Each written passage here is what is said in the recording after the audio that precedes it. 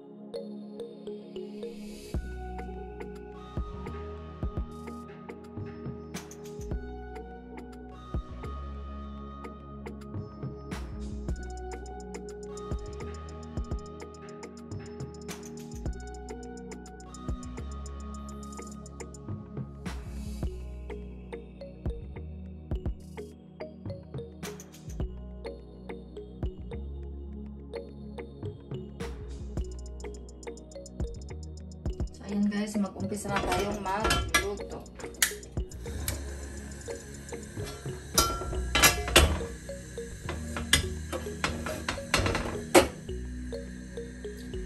So mainit na yung ating kawali guys. Iprito ko muna yung ating gambas. Maglalagay lang ako ng konting oil.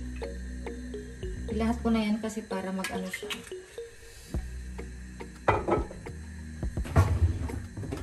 Yan na natin, i-spread natin para maano siya.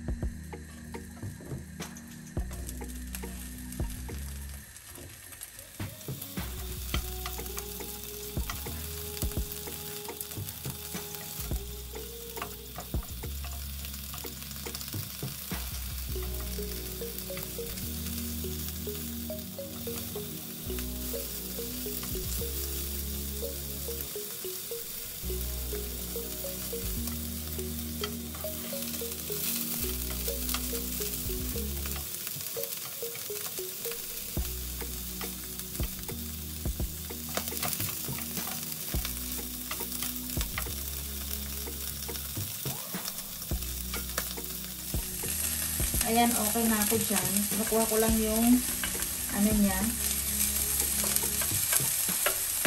Para maluto na siya ng bahagya. Kasi hindi natin ito iluluto ng bonggang-bongga.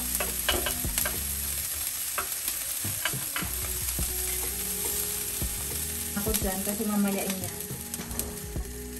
So, ilagay ko muna tong ating sepia. So, iiwan ko tong iba kasi mamaya kukunin ko yung yan.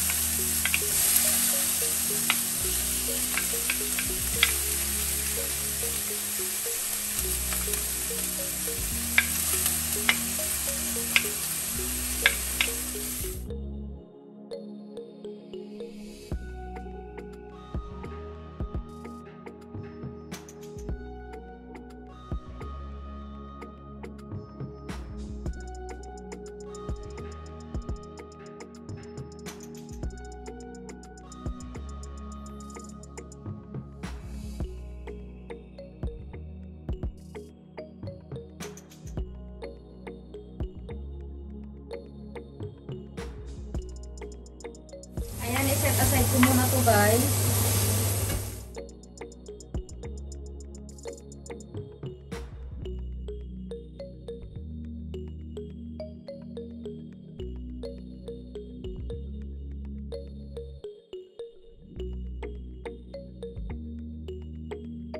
Ngayon maglagay tayo ulit ng olive oil kasi magigisa na tayo.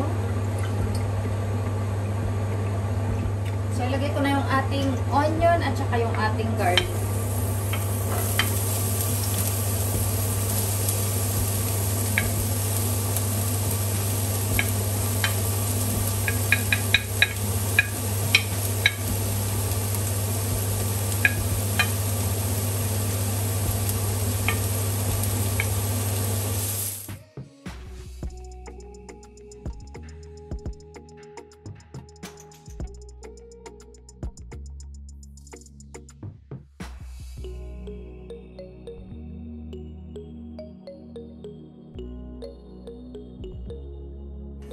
Ibaba na natin yung ating kamatis.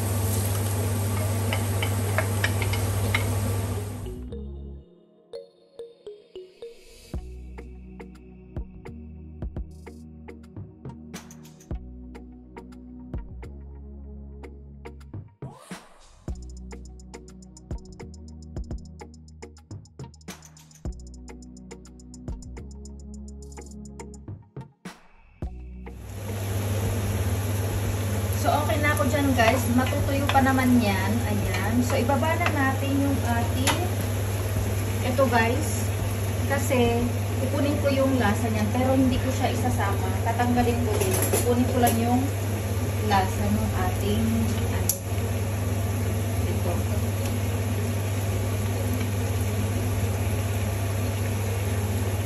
So, mamaya, tatanggalin ko din yan guys. Kasi hindi naman ako kumakain ng ito.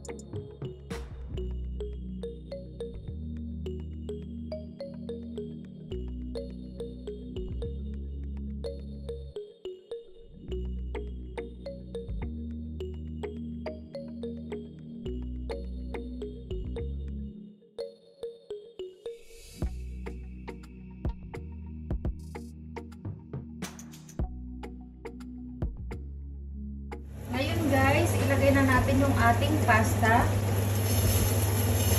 So, bali 2 baso yan. So, bali, marami na yan guys. Depende yan sa Since ako lang naman ang kakain, so okay na yan sa akin. So, ngayon, itutusta lang natin ng konti yung ating pasta. Binaba ko na siya guys para makuha na niya yung lasa, ma-absorb na niya.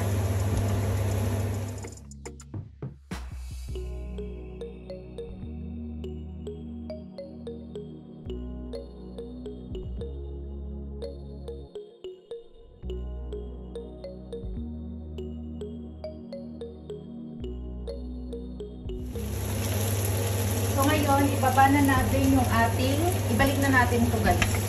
Para makuha rin niya yung mga lasa niya.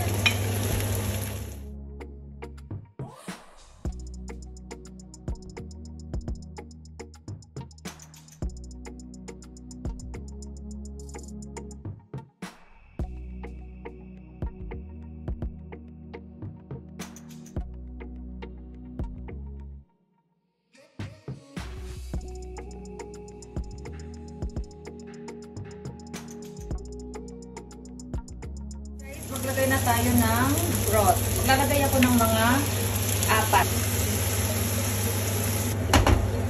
Lutuin muna natin siya. So ngayon, lulutuin na natin yung ating pasta. So kung wala kayong tinta guys, skip nyo na lang yon kasi wala namang problema. Ang ano lang kasi nito, Fideuà Negra to, kaya kailangan natin maglagay ng tinta. Pero kung wala kayo noon, pwede nyo skip. So, pangatlo na yan. Ibaba na rin natin yung ating bell pepper.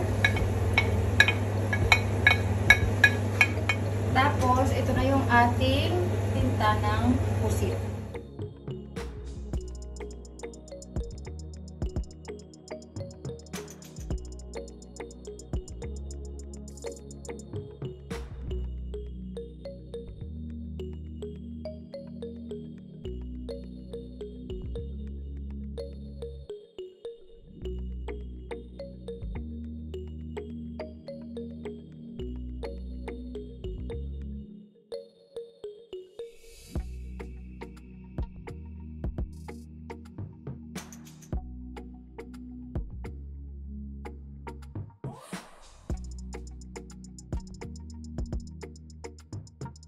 So, ito na yung pang-apat na baso, guys. Ayan. Kasi hindi pa luto yung ating pasta. So, kailangan nating luto.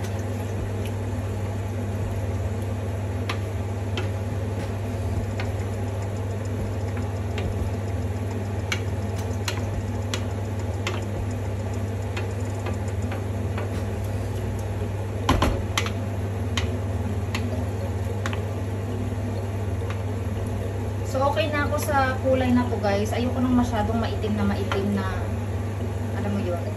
So, okay na ako dyan. Basta may kulay na siya. Pero kung gusto nyo pang dagdagan ng kulay, pwede nyo gamitin yung buong ganito. Yeah. So, hindi ko siya inubos, guys.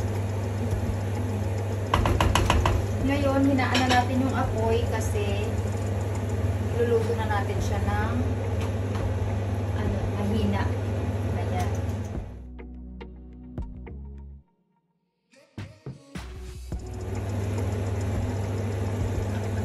So, ilagay ko na rin yung ating gambas para maluto na siya dyan.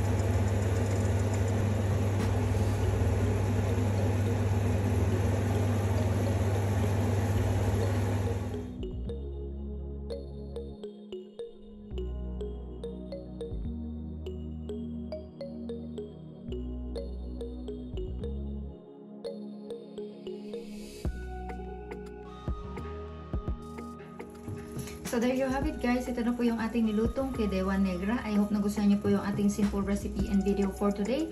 Don't forget to like, comment, and subscribe to my channel. Thank you!